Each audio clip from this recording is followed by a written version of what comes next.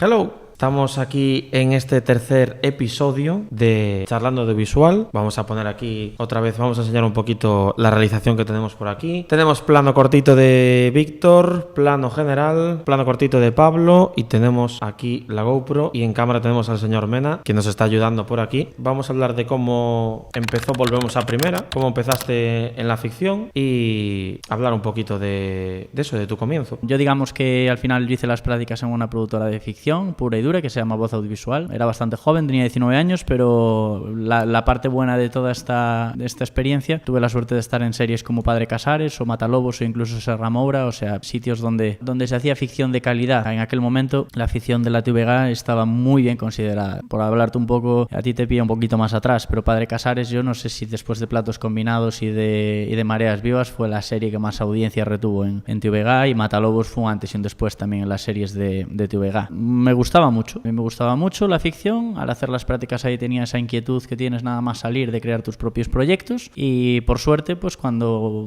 pues empiezas a trabajar de esa manera, empiezas a también pues cobrar y todo, pues redestinar esos recursos a crear tus propios proyectos es de lo que deriva pues haber hecho los primeros cortometrajes, ¿no? Que yo creo que ese mito un poco que hay de la universidad, de que todo el mundo va a ser aquí director y directora, y esa tendencia a que te orienten hacia la universidad y la escuela hacia ahí, yo creo que es un vicio de las escuelas, pero también, oye, ¿por qué no ilusionarse, no?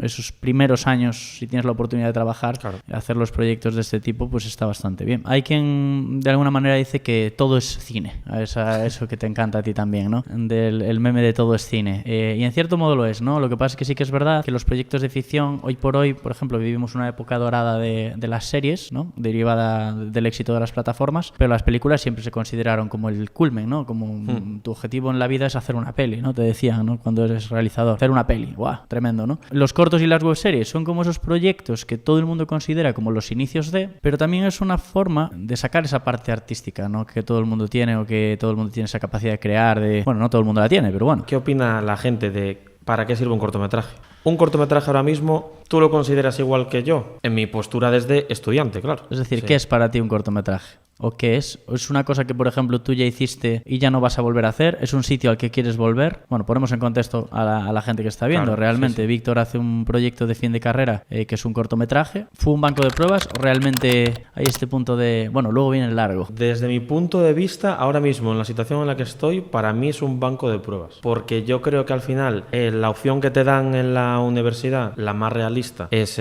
si quieres hacer alguna pieza visual, tiene que ser un cortometraje. En mi caso, este cortometraje pues dura unos 25 26 minutos. Claro, es un cortometraje bastante largo, pero para mí es como, sí, la opción que tienes para el TFG es el cortometraje. Yo, si quiero hacer un largometraje, como estudiante, es imposible. Te va a quedar en un mediometraje y al final hay ese concepto del mediometraje como que es que te has quedado a medias, de, vale, no tienes suficiente dinero para llegar a un largometraje y es bastante pesado para ser considerado un cortometraje. Ok, haces el cortometraje para la carrera, acabas el cortometraje, lo siguiente es algo más. Yo quiero aspirar a algo más. ¿Volvería a hacer un cortometraje? Posiblemente sí. Lo que pasa es que yo creo que en el corto, de hecho es alucinante el que la democratización de la técnica y de los equipos hicieron que hoy se hagan cosas que serían absolutamente impensables cuando yo empecé, y yo empecé hace 10 años, es que no hace tanto. Pero yo veo, por ejemplo, ya no la calidad de los guiones, porque ahí sí que estamos igual, pero sí en la calidad de imagen. Es absolutamente impensable que yo hubiera podido hacer algo como lo que tú hiciste. Yo lo veo, por ejemplo, y más allá de que podamos opinar una cosa de la historia o de que haya giros que funcionen, que no, que lo que sea, técnicamente es una pasada para ser un proyecto inicial, sobre todo a nivel de imagen,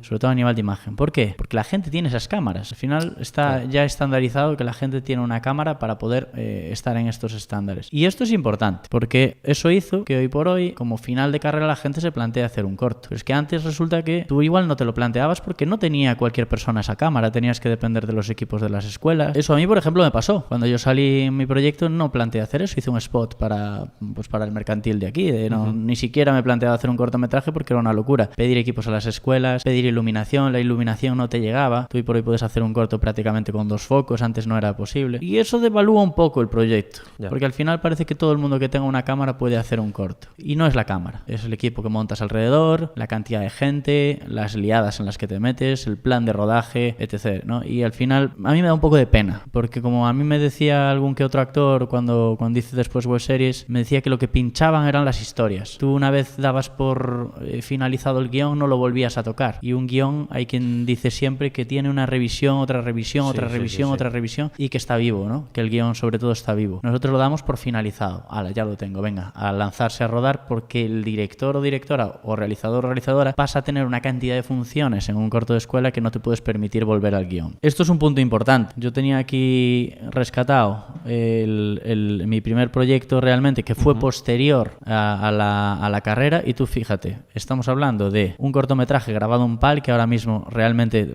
se te cae la vista viéndolo. Estamos hablando del 2009, que no hace tanto, con un look más vídeo no puede ser, ni siquiera barritas, ni siquiera cine, es decir, esto era lo que podías optar, y esto con cámaras prestadas de una escuela, y eran unas cámaras muy muy buenas. Pero ¿sabes qué era lo común con tu proyecto? Que no iban las petacas de sonido.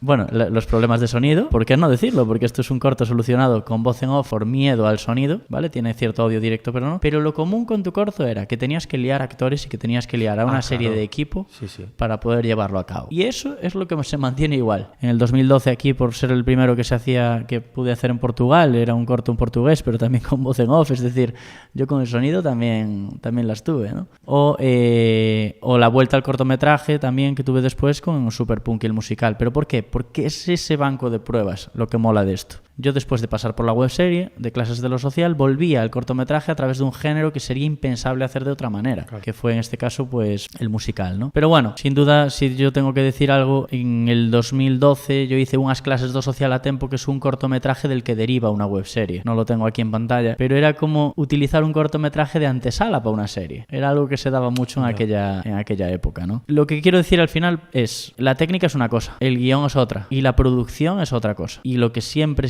es una aliada en un cortometraje o en cualquier proyecto de ficción es hacer una buena producción y tener un buen guión. La gente está con ¿qué grabamos? ¿Con una cámara? ¿Con esta otra? ¿Qué más da con que grabes? Correcto, ¿Qué más da con que grabes? Da igual. El corto, pues... ¿A qué pasó? Tenemos ahí a un invitado estrella, a Anshu. Pues ¿sí? como no te quieras meter en el programa, Anshu... Mira, Mira, puedes ponerlo ahí en el plano general. Tenemos la opinión de un sonidista. La opinión del sonidista tenemos aquí, invitado estrella. ¿Qué tal, hombre? Anshu se mete en el programa en directo. Bueno, estábamos rajando de los sonidistas, o sea que perfecto. No, yo soy músico. Pues otro día invitado, Anshu. Ya sabes dónde estamos en YouTube. Cosas del directo, señores, qué maravilla. Invitados ahí, estrella. Se ha marcado Anso la del tipo este que se coló en Eurovisión, en la de Daniel Dijes, ¿no? Se llamaba. Sí, o el de la niña que entraba detrás del político este que estaba dando el discurso del siglo. Yo creo que al final está un poco mal visto, porque al final el cortometraje es más asequible para en este caso, estudiantes. Por eso la mayoría de trabajos de estudiantes son cortometrajes. Entonces es como que ya no se ve igual. Y lo que comentabas de los actores, que al final, ¿cuántos cortometrajes habrán participado? El cortometraje se habrá quedado en nada. De hecho, en el rodaje de Ágape me lo tienen dicho, y ha pasado de yo mientras el cortometraje salga, que no sé qué, no sé cuánto, ¿verdad? Y yo... Correcto, y tal. Hay cortometrajes que no he visto, que no sé qué. Que lo entiendo, porque al final los actores tienen la amabilidad de salir en tu corto sin esperar nada a cambio, y al final están gastando su tiempo y su trabajo en salir en un cortometraje que igual se puede quedar en el limbo. Nunca se va a tener un equipo como el que puedas tener en un cortometraje por ese nivel de implicación de la gente o de liar a la gente en otros proyectos hasta el cabo de unos años. Y ese inicio del que tú, por ejemplo, estás formando parte o lo que sea, es el momento de aprovechar esa oportunidad también, ¿no? Yo siempre digo que tener un equipo de 20 y pico personas, pues de la manera en la que se está en un corto, no es posible una vez avanzan bueno, pues sobre todo cuando tienes una empresa o tienes que dar de alta a la gente, es decir, ese nivel de implicación no lo consigues más adelante. Entonces sí que es un banco de pruebas, que yo creo que es la pregunta inicial. Pero hay cortometrajistas profesionales. Correcto. Mi compi y bueno, Carlos Blanco, que apostó por los proyectos míos de Clases de lo Social en un promedio, en principio, y me dio mucho apoyo, me decía, ojión, Pablo, ojión. Y me estaba todo el rato metiendo pues caña diciendo que le prestara atención al guión, que que es de donde sale realmente la chicha. Tú luego lo puedes perfeccionar, pero si no tienes historia... Me ha pasado un poco a mí y veo que le pasa mucho a mis compañeros, que es el tema del guión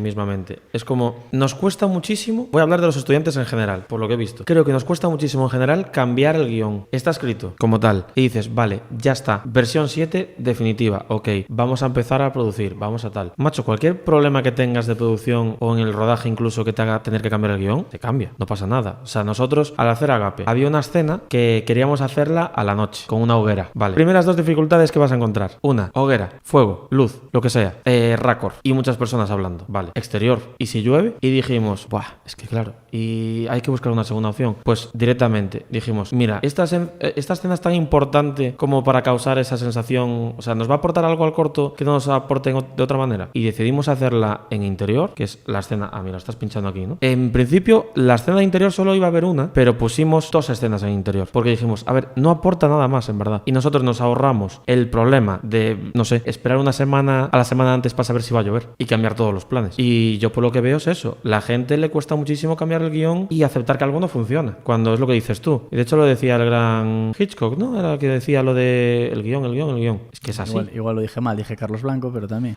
Claro, sí. Pero yo creo que forma parte un poco del ego personal y sobre todo de la cantidad de horas que le metes al curro, ¿no? Cuando estás pariendo una historia y la creas tú, pues o eres bastante amplio de miras y aceptas que la peña te diga cosas, o estás fastidiado. Porque a mí me pasó, y de decirme esto funciona, esto no funciona, y da igual las veces que te lo digan, en el fondo tú aunque te den un consejo estás pensando que no, que ya. Eso está bien. Y no, un guión requiere revisiones externas, requiere miradas externas, pero hay muy poco analista de guión en el sentido de alguien que te vaya a analizar un guión porque sí, porque le gusta leer cosas, ¿sabes? Y al final es un problema, porque se acaba trasladando al producto final. Tú le atacas a otra cosa que es otro problema, que es el de la mezcla de la producción y de las necesidades y inevitablemente del dinero. Tú al final acotas una historia o te limitas en una historia porque sabes que esto es posible o que esto no es posible hacer. Pero esto te va a pasar en una peli y vas a tener a un productor encima o una serie de presupuesto encima que te va a decir no puedes estrellar un avión contra el suelo porque es que no es viable. Lo primero en un corto y cualquier proyecto de ficción es que la gente se sienta a gusto, es una cosa fundamental, sí, incluso claro, más que un proyecto profesional, comidas, tal, no sé cuánto, y luego dar ese plus si eres capaz de conseguirlo. Porque, por desgracia, de un corto al final sacan pecho como mucho directores y con suerte guionistas de aquella manera. Pero nadie se acuerda, por ejemplo, de un cortometraje, y es muy cruel, del que te hizo la dire de foto, la jefatura de sonido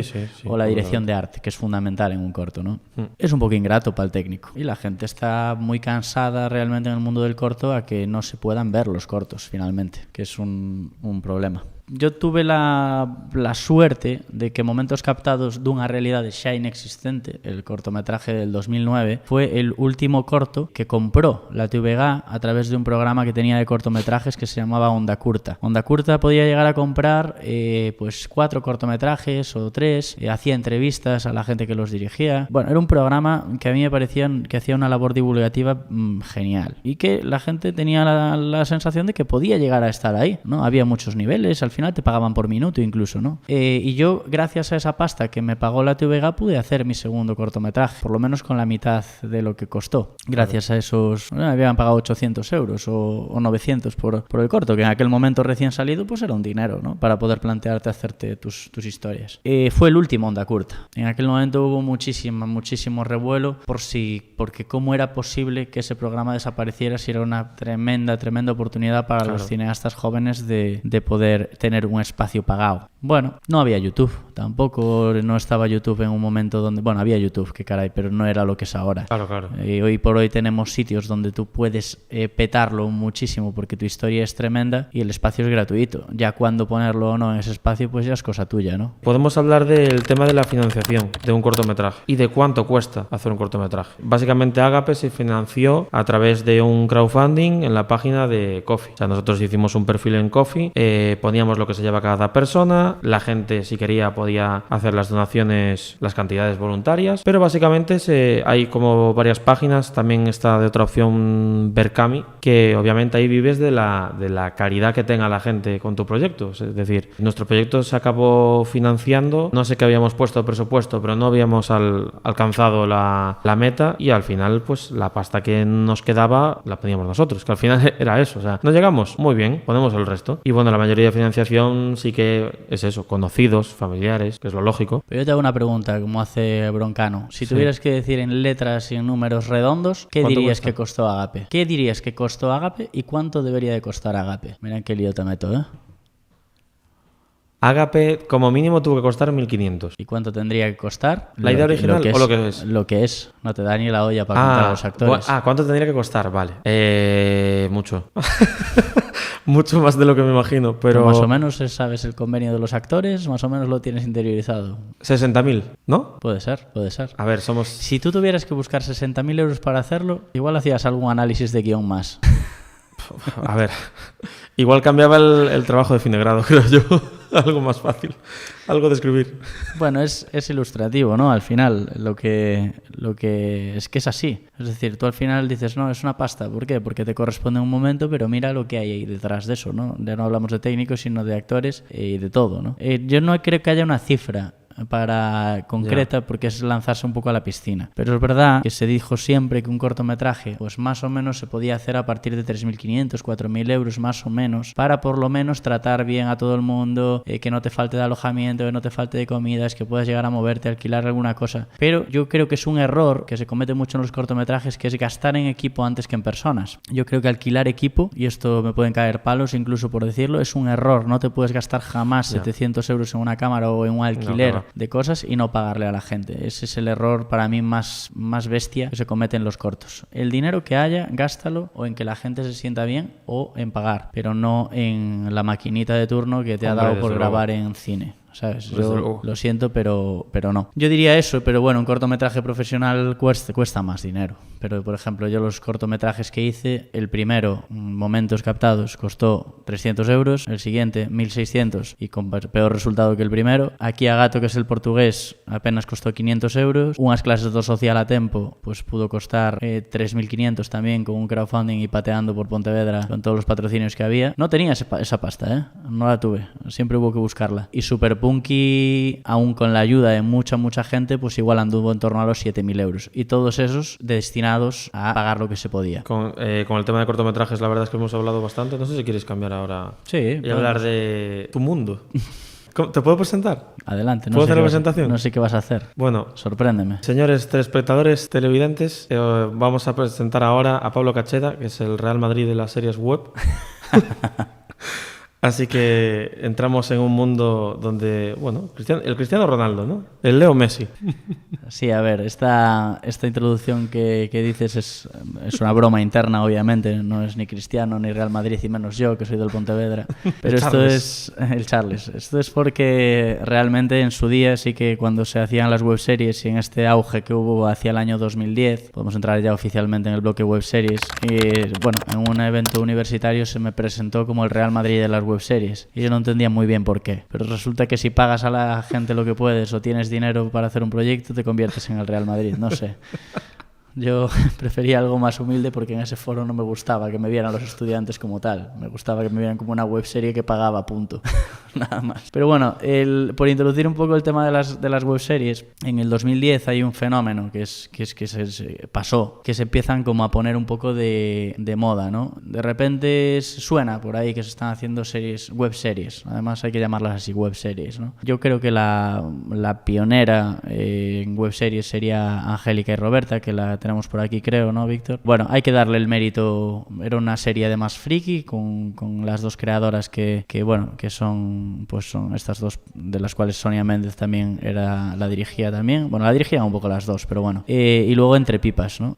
Que es esta serie de Luis Zaera y Julio Abonjo, dirigida por Jorge Casinello, que además posteriormente dirigiría Hospital Real y pelis incluso, ¿no? Y que, eran dos planteamientos, pero a mí lo que me llamaba la atención de Entre Pipas es que realmente se saltaban la técnica en el sentido de que se convertía en una serie de puro guión, en el sentido un plano contra plano y dos personas sentadas en un banco, pista, ¿no? Y esto estableció un modo de hacer. Yo de hecho creo que hoy por hoy las webseries tiran más a día de hoy hacia aquí que hacia lo que fueron después evolucionando durante esos años. ¿Qué pasa? De repente veías que si escribías algo y se lo hacías bien o lo que sea, tenías un sitio donde estar y la gente te veía y la gente, no voy a decir que llegue antes de Netflix, pero es que no estaban las plataformas plataformas como están ahora. Entonces realmente la ventana que te daba YouTube era brutal y más si eras capaz de liar a gente pues como esta, ¿no? Y los actores también veían que este punto molaba, que era como un sitio moderno donde estar, que además era muy rápido porque grababas el capítulo y al cabo de 2 semanas ya lo veías y se volcaron,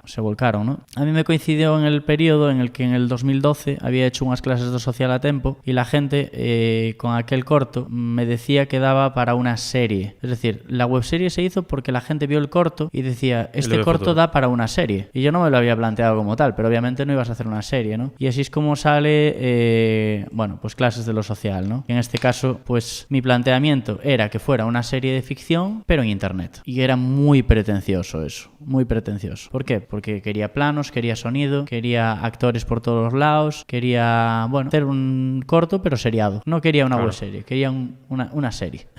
De hecho, hablaremos también de que ese nombre le acaba siendo pues un problema a las webseries, el propio nombre de webserie. La suerte fue que aquí se involucró toda Galicia, es decir, los actores, yo no sé cuántos actores hay que salgan aquí, actrices, pero está la mitad del audiovisual gallego, hay unos técnicos detrás de clases de lo social que hoy por hoy sería imposible contar con ellos porque trabajan mucho y fue un proyecto del que, es probablemente a día de hoy el proyecto de mi vida, un proyecto más gordo en el que me haya metido dinero de ficción. ¿Qué pasa? Lo de siempre, aunque consiguieras dinero, no era dinero nunca suficiente. ¿Qué pudo costar clases de lo social? Pues seguramente cada temporada más de 12.000 euros y sin embargo ni generó eso ni el equipo podía pagarse con ese dinero. Aquí, no es que sea tal, pero obviamente el que se haya involucrado la mitad de actores de Galicia fue muy importante porque eso a la hora de conseguir dinero veías una cara visible y conseguías pasta a través de eso, ¿no? Pero ¿qué pasó con las webseries? Mira, pachangas de fútbol incluso que echábamos ahí para hacer equipo. El tema es que con las webseries, claro, de repente pasas de una webserie con una cámara fija y 2 cámaras laterales que de repente tiene el mismo número de visitas que un producto audiovisual como este, que era un poco más cercano a las series, mismo número de visitas y empieza ese contador de visitas a agobiar, ¿no? Porque de repente los números no son correlativos a la calidad del producto final, por lo menos a nivel técnico. Empieza la cuesta abajo. Se hacen unas series de calidad enormes. Yo tengo 2 referentes, que son Video Games High School, que fue un poco mi referente de que se podían hacer series, esto también se basó en crowdfunding y tal, profesionales a nivel webserie y yo creo que el gran referente, sin ser Galicia, de las webseries es Malviviendo. Malviviendo es, fíjate, hace 14 años de esto. Malviviendo es el inicio oficial de las webseries en España a todos los niveles. O sea, es imposible hablar de webseries en España y no hablar de Malviviendo. Entonces, formamos un poco parte de esa época también.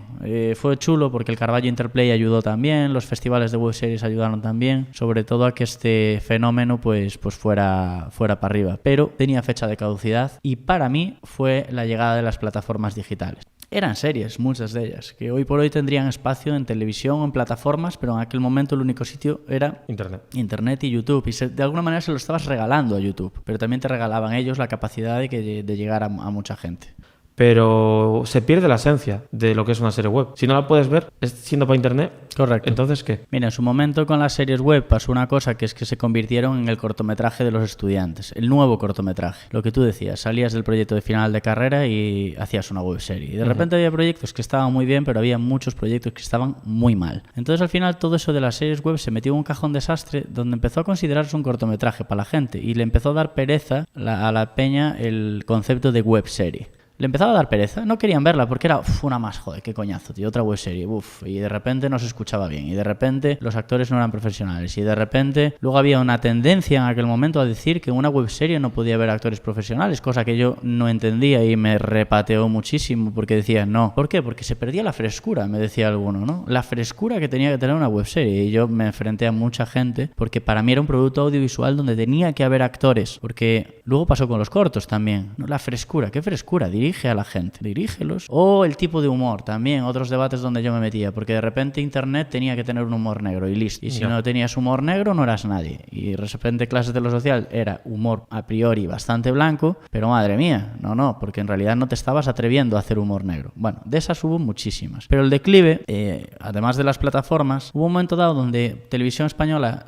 saca Play Z, no sé y Fluxer, que Fluxer es la que apuesta por la creación creación de la serie, de la web serie en aquel momento, Paquita Salas, que son, como quien dice, el primer producto que da el salto, famoso salto, a las televisiones o a producir lo que le pasó a La Casa de Papel con Netflix, básicamente. Esa historia de superación de empiezo en un sitio donde no soy nadie para acabar produciendo en sitios de verdad, ¿no? Y yo me acuerdo de cuando todas estas plataformas fueron al Carballo Interplay por primera vez. Y tú ibas allí como a vender el producto, ¿no? Cuando en realidad muchos de ellos simplemente te planteaban ofrecerte el espacio. Y tú decías, pero vamos a ver, si yo ya estoy en YouTube, ¿para qué necesito tu espacio? Y hubo una polémica enorme porque la gente no pagaba derechos por estar en sus plataformas y te vendían que al final podías acceder a más gente para poder hacer a posteriori cosas. Yo me acuerdo de la televisión local de Murcia, de Lorca, que a mí me compró, entre muchas comillas, clases de lo social. Y no me compró nada, no me dio ni un duro. Simplemente al final me ofrecieron el espacio porque yo podía llegar a más gente. Yo no noté como en la televisión de Lorca, ni que no me llamaron ni para una mísera entrevista en la televisión local de Lorca y les había dado mi producto.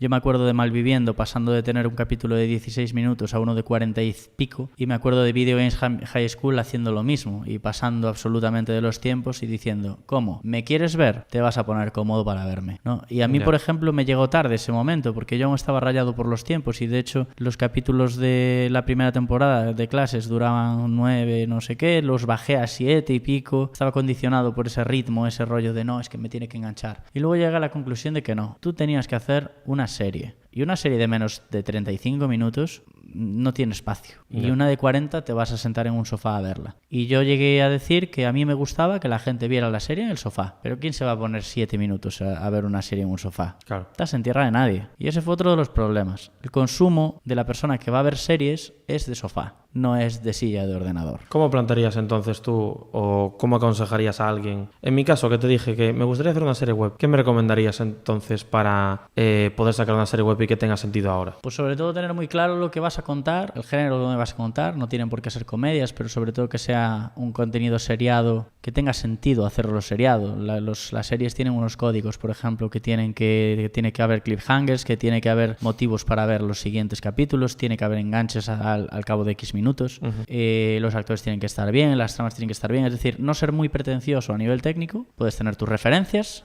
tus referentes, pero sobre todo que la producción sea viable y consigas hacerla de golpe. Una serie, en su momento sacábamos el capítulo cada semana, luego se puso de moda lo de Netflix de sacar todas las temporadas juntas, que seas capaz de asumir que puedes hacer 5 capítulos y sacarlos de golpe y a volar. Ahí sí que no hay esclavitud, es la serie que vaya sola, pero tienes que estar muy contento con lo que cuentas. O una webserie, como lo quieras llamar. ¿Cuánto cuesta? Ahí sí que hay un rango mucho mayor. No es lo mismo hacer Entre Pipas en su día que hacer Clases de lo Social. Y sin embargo tiene el mismo tirón, el éxito. Incluso Entre Pipas tuvo más éxito a nivel de lo que son views que Clases de lo Social. Es lo que te digo. Saber lo que te va a costar, no ser excesivamente... Ser ambicioso, pero no ser pretencioso. En el sentido de, vale, esto tiene un planteamiento técnico X y va a hacer falta X. Entre Pipas tenía la mitad del equipo de Clases de lo Social. La mitad. Y solo 2 actores. Y era un proyecto mucho más realista a nivel de producción que Clases. Y luego tenía muy buen trabajo de guión. Es probable que Clases tenga peor trabajo de guión o por lo menos menos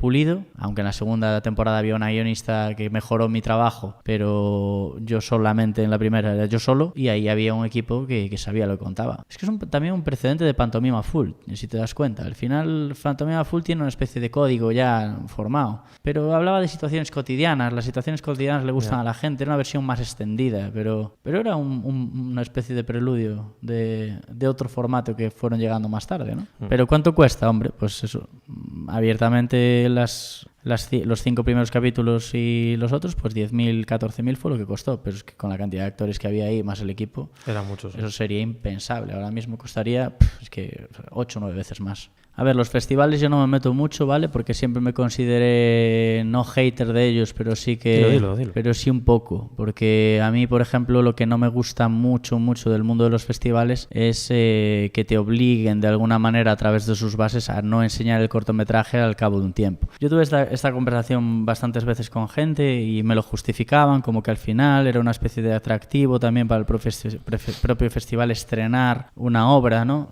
Muy derivado de festivales festivales gordos como Sundance o como Cannes de Francia, bueno, la gente va a ir porque es el estreno de una obra, ¿no? Pero la realidad es que aquí, jolín, somos pocos. Entonces tú si vas a ver un corto, yo voy a verlo por la persona, no porque no lo haya visto. Es verdad que puede reducirse el rollo de, bueno, pues ya lo vi, voy solo a la fiesta, como puede pasar en Cannes, ¿no? Pero no lo puedes poner en unas bases, ¿no? A mí lo que me parecía muy injusto muchas veces en festis es que fuera una de las bases el no estar estrenado en internet. Ya.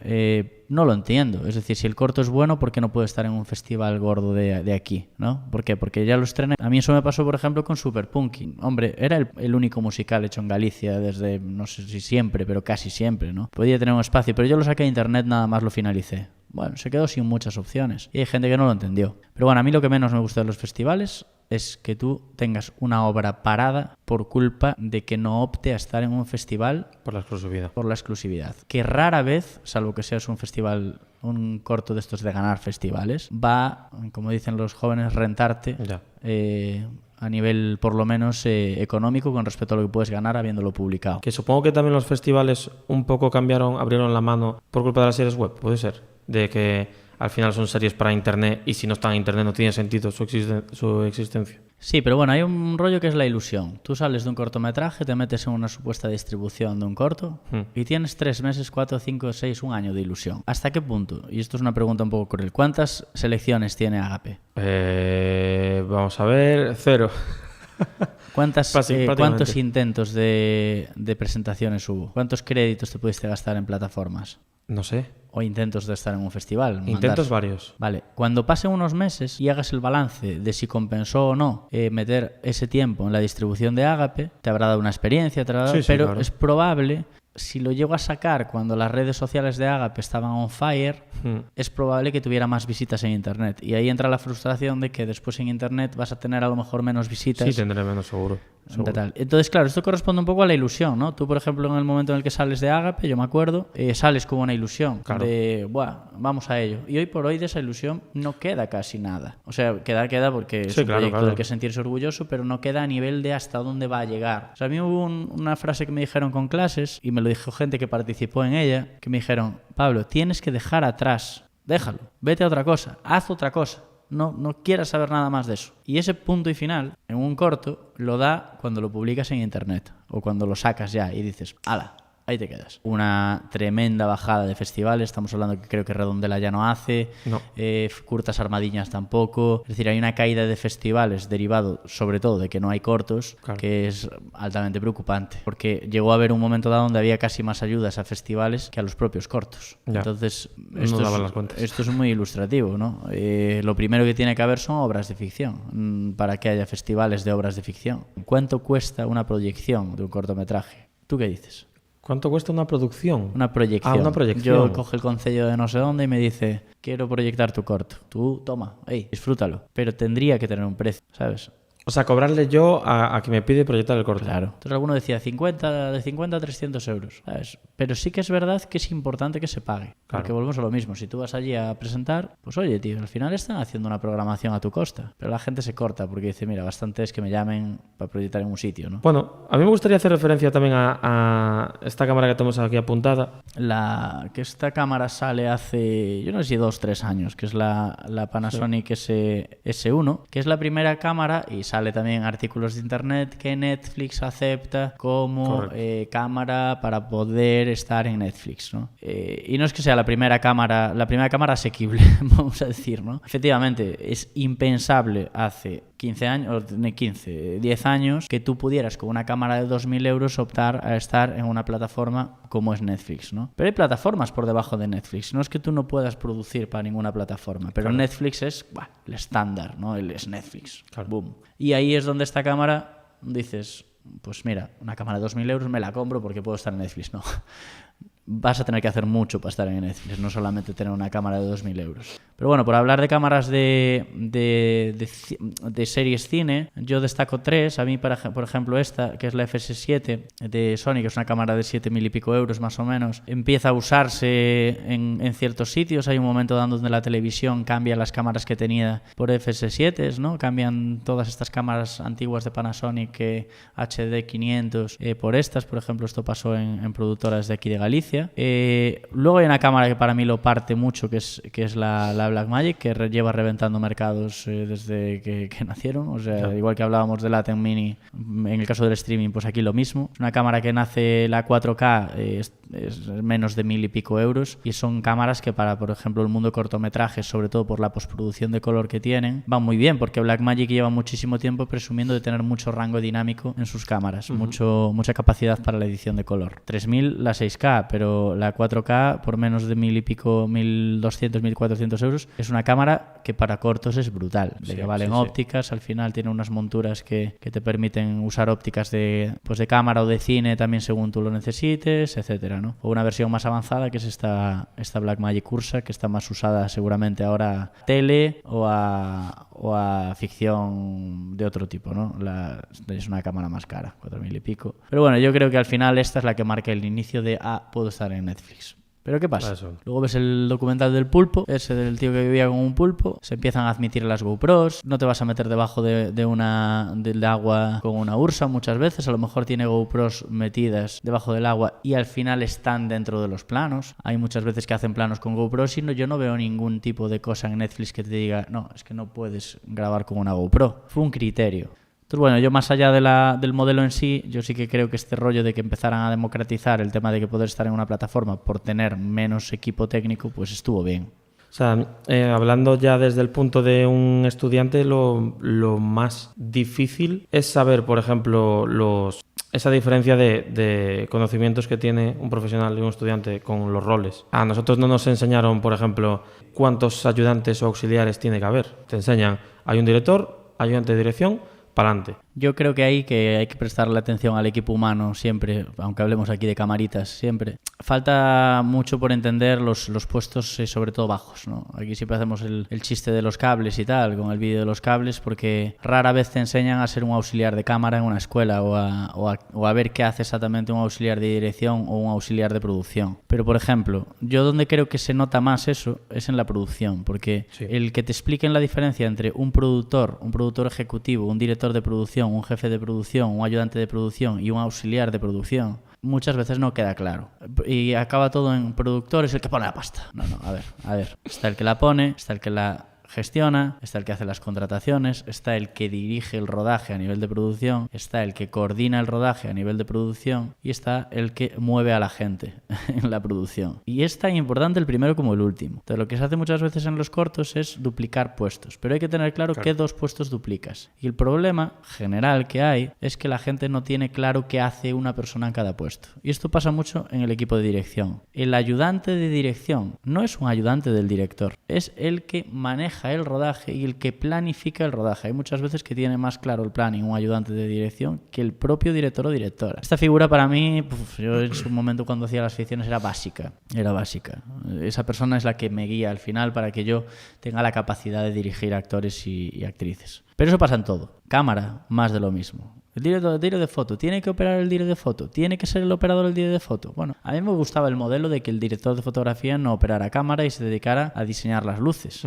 ¿Por qué? Porque si estás a las luces, si estás a las cámaras, va a haber algo que pinche. Y que tuviera un equipo de eléctricos. El equipo de clases molaba. Había un eléctrico, había un operador de cámara y había un director de fotografía. Luego se ayudaban, ¿eh? No es que estás en tu sitio y soy el director de foto, ¿sabes? Y luego los puestos menos técnicos, por así decirlo, menos cacharreo, que son los puestos de maquillaje, peluquería, los puestos de vestuario, puestos de arte, que muchas veces se le mete al de arte todo, en plan, ala, tú, vestuario, peluquería, maquillaje y arte, toma, arte. Y dices, no, ¿sabes? Un departamento de arte concreto que pueda echar un cable en ciertas cosas o una dirección de arte, con un atrecista, tampoco se enseña mucho en las facultades, la diferencia entre un atrecista, un jefe de atrezo, un director de arte, es distinto, pero de repente equipo de cámara, operador, cámara, director de fotografía, equipo, director de arte, uno.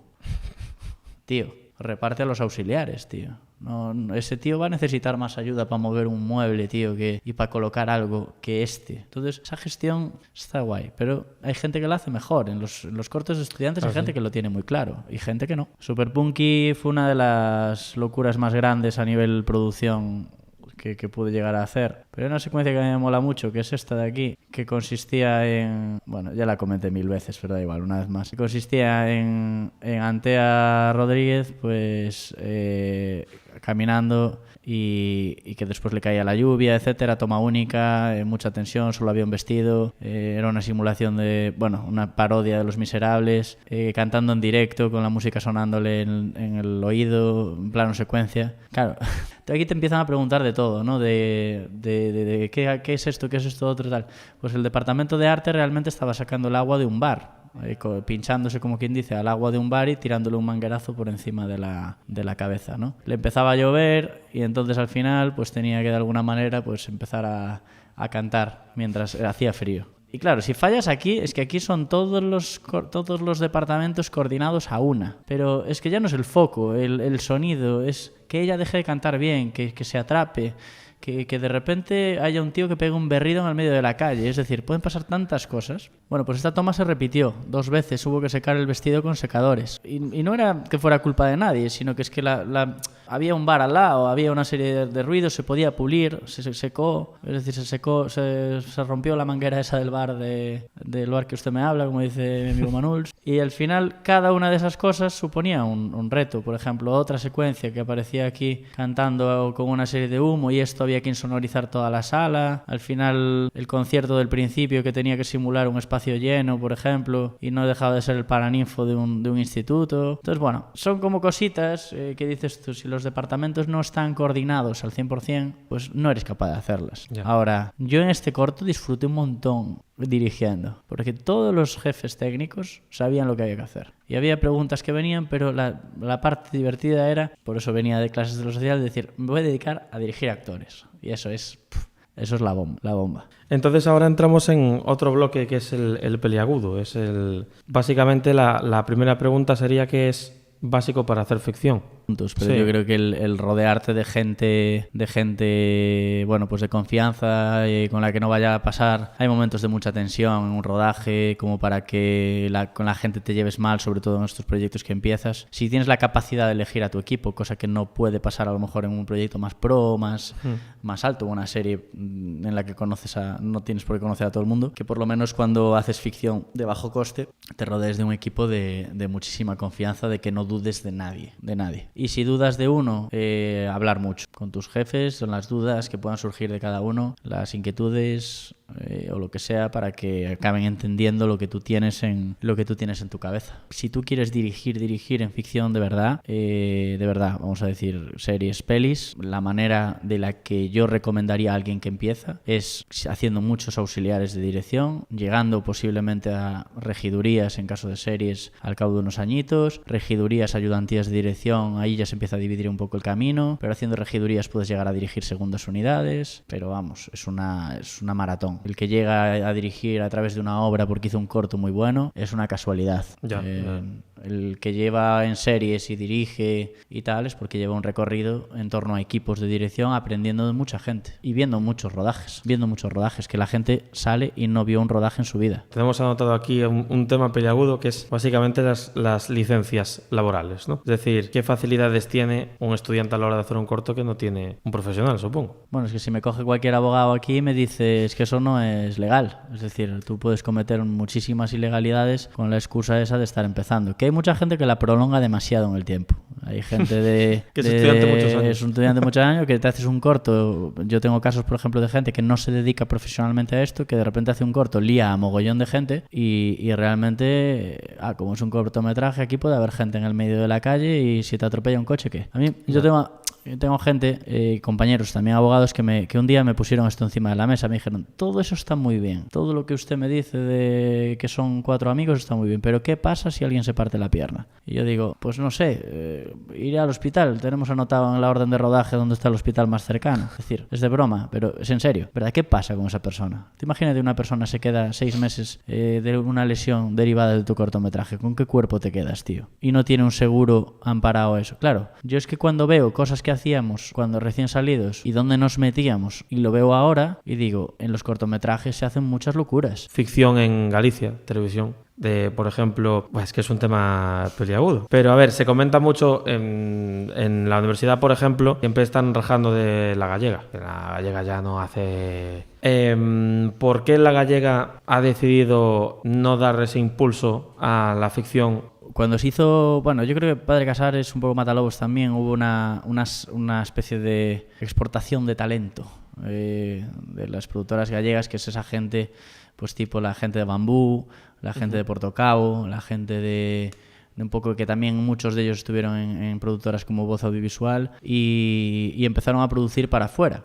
Se empezó a ver que a lo mejor había más opciones de poder vender a Antena 3 o de vender a 3 Media o lo que sea, que vender aquí a precios que considerábamos a lo mejor muy bajos para la afición, para lo que esta gente quería hacer. Y se fueron. Es decir, estaba Vaca, estaba Bambú, estaba gente que estaba empezando y que empezó a hacer cosas muy buenas en Madrid. Yo me acuerdo de yo no sé si fue Gran Hotel, la primera, o alguna, creo que fue la primera un poco fuerte de Bambú. Y de repente, claro, veíamos a Pedro Alonso recién salido de Padre Casares. Posteriormente ya no es Pedro Alonso, ya es Berlín. Es decir, se lo llevaron a Gran Hotel, se llevaron a muchísimo equipo gallego para allá. Luego hubo una época en la que salió la serie de Piratas, que fue un fracaso. Yo ocurre en otra paralela, pero en esa época, que venía a ser aquí el Piratas del Caribe, en plan, pero era la serie que se la pegó en teoría por Pilar Rubio, aunque yo no le he hecho la culpa a Pilar Rubio. Pero bueno, un momento ahí de la ficción donde de repente fue un boom para arriba porque se descubrió que los gallegos hacían las cosas bien. Aquí se hacían, pues por, no digo la mitad, sino 10 veces menos de lo que te pagaban por un capítulo fuera. ¿Y en qué se traduce menos dinero? Generalmente aquí se hacía una comparativa de páginas de guión, que le llaman, y yo llegué a hacer en series de ficción a lo mejor 14, 15 páginas en un día. Imaginemos que un capítulo de una serie tiene de una hora, pues 60 páginas. Hacías un capítulo en 4 días, 60 minutos, una locura. Y de repente se empezó a ver que en series de por ahí, en lugar de estar 2 meses haciendo una serie, estabas 6 y cada día tenías 2-3 páginas de guión. Claro, ¿cómo no vas a cuidar un plano con 2-3 páginas de guión? Se te permitía preparar un plano, prepararlo tal, se jugaba con luces naturales. Esa forma de trabajar aquí estábamos acostumbrados, o estaba la gente acostumbrada, por ejemplo, a hacer 15 páginas en un día. Cuando te dejaban hacer 3 páginas en un día, la gente aquí hacía locuras. Porque la gente era buena, y es buena. Entonces mucha gente se fue. Y aquí en TVG se empezó a apostar por una ficción en aquel momento, después de Padre Casares y Matalobos, bastante revolucionaria, pero que luego se acomodó un poco también con el tema de las series que cogían un poco ya la herencia de algo que ya había funcionado. Matalobos fue un boom, Serra Moura estuvo bien, pero Serra Moura ya cogía un poco de aquello de Matalobos, y luego las ficciones aquellas un poco low cost que se hacían paralelas. Hablo de los 2 grandes referentes de aquella época, pero había muchas por menos dinero, alguna que otra sitcom, alguna que otra movida por ahí, ¿no? Pero había ficción. Pero hay casos como Sabor das Margaridas, etcétera, que son series que empezaron en un canal y se les permitió continuar en otros canales, que es lo que pasó con A3 Media y La Casa de Papel. Y ahí la gente vio, oye, se puede producir algo de calidad aquí que acabe en otro lado donde me van a dar el triple de pasta en la segunda temporada. Pero es una vez más el camino lo abrió Netflix con La Casa de Papel, en mi opinión. ¿Quieres dar un consejo a los espectadores? que no sea negativo, estábamos hablando de algo positivo. Claro, un no consejo negativo. Positivo para que los que se quieran dedicar al audiovisual. Los telespectadores. A ver, yo creo que la ficción, yo dije siempre que a mí no me gustaría haber finalizado la ficción hace 5 años y no volver a hacerla. La ficción es algo que yo creo que te dedicas al audiovisual y te gusta hacerla o dirigir o lo que sea, es algo a lo que siempre tienes que aspirar a volver, a crear esa... Yo no me puedo retirar del audiovisual sin hacer una nueva obra de ficción. No voy a hacer una peli porque es muy fuerte, pero volver a dirigir ficción. Y hay gente que me lo dice, joder, ¿por qué no lo intentas? Bueno, pues al final implica una serie de rollos económicos y una serie de momentos, ¿no? Pero no quiere decir que no quiera volver a hacerlo. Entonces, a la gente que empieza, al final el rollo es que se intente, que se aprovechen esos primeros años para poder hacer ficción o otras cosas, pero la ficción tiene un gusanillo, tiene una esencia, tiene unas claro. mariposillas que son especiales, ¿no? Y esa gestión de equipos no la vas a poder hacer en otro momento. Entonces que se intente y se aproveche ese tirón también de crear ¿no? De decir esto, es como, supongo que será una sensación igual a cuando alguien escribe un libro, ¿no? De decir esto es algo que queda. Yo sí que tengo la sensación de decir, pues yo en el momento en el que me retire del audiovisual o no esté o lo que sea, en un momento dado, lo que va a quedar de mí son las obras de ficción o los documentales. Eso es obra hecha. Sin embargo, un streaming, un evento, un vídeo corporativo, me encantan. Una boda no va firmada, no va hecha de la misma manera. Y eso, sin embargo, yo veo todas las cosas que se hicieron de ficción y digo, hay una parte de ti en cada uno de ellos. Yo como consejo voy a decir... ¿Como consejo para la gente que empieza o para la gente acabada? La gente desgastada, porque puede ser un matiz bueno. La gente que empieza. Ah, vale, venga. Y luego para la gente acabada y desilusionada. Para la gente acabada Vale. Para la gente que empieza voy a decir que en el audiovisual hay trabajo. Otra cosa es que tú solo quieras ser director de cine, pero hay trabajo. Esa una. Ahora para la gente desilusionada. Para la gente que dice yo no vuelvo a hacer una obra de ficción en mi vida porque es demasiado. Hostia, pero me has metido en un contexto muy concreto. Sí. ¿Y qué tengo que animarlo? Venga. Mucho ánimo. No, hostia. Y palmaditas en la espalda. Que de todo se sale y que hay subvenciones y ya está. No, tío, no, es un consejo horrible. Esa persona ya prescindió de las subvenciones. La palmadita. Esa persona ya no quiere saber nada de las subvenciones. Pero no quiere volver a hacer ficción. No, quiere volver a hacer ficción. Quiere, pero está cansado. Yo le daría un cheque de 100.000 euros, tío, y diría, haz lo que quieras con esto. Sí, hombre, sí, claro. Ya verías que rápido recuperas la ilusión. Si lo tuviese, sí. Pues es una buena manera de animar a alguien, ¿eh? A ver, sí, la verdad. A ver, pero ¿cómo animarías a alguien? Tú si tuvieras 20 cheques de esos, ¿no cogerías y le dirías a alguien, venga, toma, uno? No lo haría yo. Gracias, afición. ¿Gracias a ficción o afición? Afición. Tengo la GoPro puesta para mostrar. Aquí en cámaras nuestro compañero Mena, Pablo Cacheda, Víctor Couto, los dos y los tres. Y nada, muchas gracias al equipo que tenemos aquí y a la gente que nos ha visto y que volveremos en algún momento de nuestra vida. Y nada más, vamos a seguir intentando hacer de estos programas, pero no sabemos ni cómo ni cuándo, así que de momento pues quedamos a la espera de nuevos temas de conversación del audiovisual en este Charlando Audiovisual. Pues nada, un saludo para todos y nos vamos. Adiós, adiós, adiós.